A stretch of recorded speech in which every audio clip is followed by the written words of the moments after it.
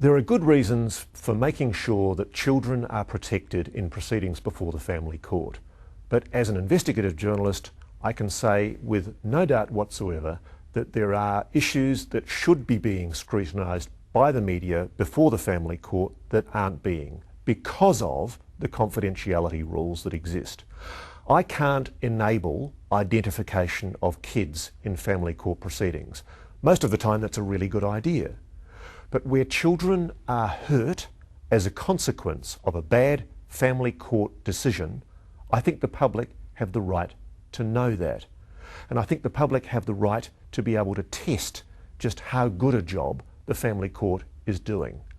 The problem is that unless I can personalise those stories and enable identification of kids and their families, I can't do that.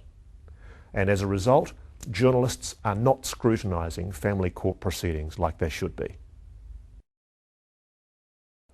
My name is Graham Archer. I'm a producer and journalist with Today Tonight, Channel 7 in Adelaide.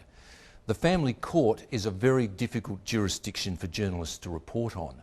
There are statutory suppression orders, which are there for good reason, in that they protect the identity of children and people's privacy, but they also act as a veil over the conduct and procedures of the court. Now, people under those circumstances are able to perjure themselves, they can issue false exhibits, and the fact is all human institutions fail, including our courts, and the only way to maintain the standard and quality is to keep them open to public scrutiny. I personally have been threatened on a number of occasions with jail if I reported on certain cases before the court, no matter how anonymous they were made. So this jurisdiction has become a more or less no-go zone for journalists. And a society that keeps secrets, a society that has institutions which aren't open to public scrutiny, is not a healthy place to be. And in this jurisdiction, this must change. The family court has operated under a veil of secrecy since it began in 1976. The idea was to protect divorcing couples and their children from the glare of publicity. All reporting of family court cases was banned, and no one was allowed into the court except the parties involved and their lawyers. But this came in direct conflict with the basic rule of law in our society, that all court hearings should be open for everyone to see that justice is properly carried out. As a result, the closed courts led to a feeling of suspicion and rumour about the dealings of the family court. The government was forced to change the law. It allowed visitors into the court, but it still banned reporting of cases with names. You could report the cases, but you couldn't identify the people. So the media rarely goes to the court. Names make news. Without names, people aren't interested in reading about anonymous people. It's important that the public should know what the court is doing, but this won't happen until the courts can be properly reported, complete with names.